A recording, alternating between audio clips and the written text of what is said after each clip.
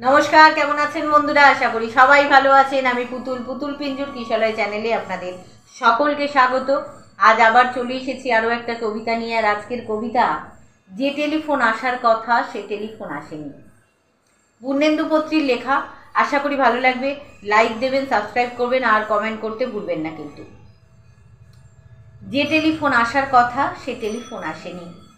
প্রতীক্ষাতে সূর্য ডোবে রক্তপাতে, সব নিভিয়ে একলা আকাশ নিজের শূন্য বিছানাতে। একান্তে যার হাসির কথা হাসেনি, যে টেলিফোন আসার কথা আসেনি। অপেক্ষমান বুকের ভিতর কাঁসর ঘণ্টা শাকের উলু, 100 বনের বাতাসে সে একটা গাছে হুলুস তুলু। আজ বুঝি তার ইচ্ছে আছে ডাকবে আলিঙ্গনের কাছে, দিঘির পারে হারিয়ে যেতে সাঁতার জলে মত্ত নাচে।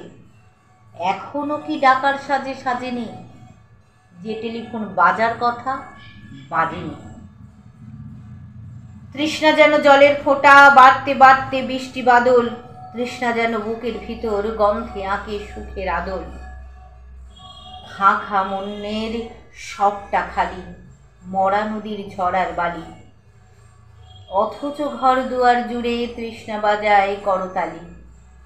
প্রতীক্ষাতাই প্রহরবিহীন আজীবন ও সর্বজনীন।